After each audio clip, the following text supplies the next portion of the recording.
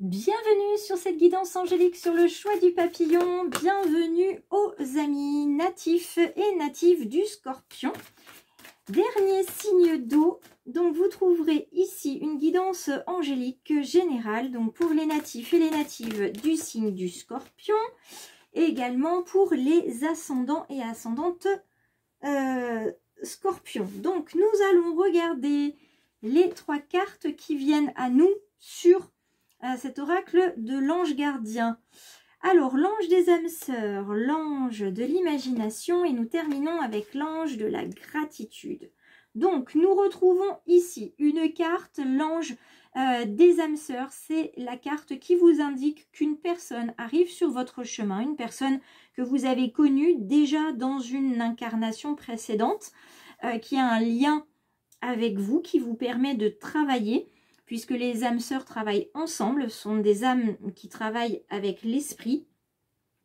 Et cette personne qui arrive vers vous, c'est pas forcément du côté sentimental, hein, mais c'est une personne qui a une connexion forte avec vous, qui va vous permettre de grandir, de transmuter les leçons du passé. Ça peut être une personne aussi qui vient pour vous aider à épurer des dettes karmiques. Ça peut être une ancienne forme d'incarnation, donc un ancien parent, un ancien frère, sœur, un partenaire sentimental, un ami, un ennemi, voilà. C'est quelqu'un de toute façon qui arrive vers vous pour vous permettre justement de grandir, d'avancer tout simplement sur ce que vous avez à apprendre, ce que vous avez à terminer de comprendre. À être ouvert aussi à la connexion avec votre âme pour pouvoir débrider l'amour et la lumière que vous avez à l'intérieur de vous, les amis scorpions. Donc il y a encore trop peu de partage qui se fait, donc on vous invite à être justement dans ce partage-là. Ce partage-là, il va passer par l'ange de l'imagination. Vous n'allez pas être tout seul pour faire ce travail-là parce que ça vous demande beaucoup d'efforts. Cette carte, elle est là pour vous dire que vous avez besoin de capter les visions qui vous inspirent chaque jour. Voilà. Cet ange, il a envie que vous exploriez, que vous libériez votre imagination. Ça peut être des cours de peinture, de la photo, écrire un livre, enfin, voilà, c'est devenir plus créatif de toute façon. Vous avez envie, en fait, de transmuter quelque chose. Vous avez envie de montrer qui vous êtes à l'intérieur de vous, mais vous ne savez pas comment. Donc, on vous propose, avec cette carte de l'imagination, de passer par l'ancrage, de passer par l'ancrage de vos rêves, de vos pensées, par la matière. Donc la sculpture, la photo, le dessin, la peinture, le chant, la musique, enfin peu importe en fait, mais que vous puissiez déposer dans le monde physique.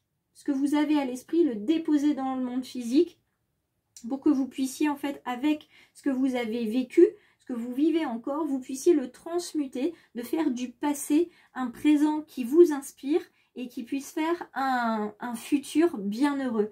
Donc, demandez de l'aide à cet ange-là, d'accord, pour pouvoir être encore plus inspiré, pour pouvoir concrétiser vos idées, pour pouvoir les montrer aux autres et pourquoi pas, pour certains, que ça puisse vous permettre de libérer un passé et de vous soulager d'un poids que vous portez. Et quand vous aurez fait tout ça, effectivement, l'ange de la gratitude n'est pas loin parce que de toute façon, la gratitude, la reconnaissance, eh bien, vous en aurez pour la vie, vous en aurez pour vous-même, vous en aurez pour le passé qui a été un formidable professeur, même si c'était un professeur quelquefois dur, sévère et qui vous mettait dans des situations inconfortables, vous verrez que vous serez reconnaissant et que vous serez vraiment plein de gratitude parce qu'on vous aura montré, l'univers vous aura montré comment voir la bonté, comment partager aussi avec les autres tout ce que vous pouvez vivre au quotidien. Donc je vous invite à réaliser un petit journal de gratitude que vous pouvez remplir le soir pour que justement chaque réalisation, chaque chose positive que vous avez pu vivre au cours de la journée, ben vous voyez que finalement ça fait vraiment beaucoup de choses. Vous pouvez aussi le faire sous forme de petits papiers que vous mettez dans une jarre. Moi j'appelle ça la jarre de la gratitude. Je prends un petit papier, je note la date, je note ce qui s'est passé, je note l'émotion dans laquelle je me suis retrouvée. Et comme ça, quand ça va un petit peu moins bien, eh bien j'ouvre ma jarre de gratitude et je pioche autant de petits mots que nécessaire. Si cette méthode vous a inspiré, si cette guidance vous a apporté des pistes de réflexion, et bien évidemment, vous ne quittez pas cette chaîne sans vous abonner. Vous me rejoignez aussi sur Facebook et Instagram pour d'autres publications. Je vous embrasse et je vous retrouve bientôt, les amis natifs du Scorpion.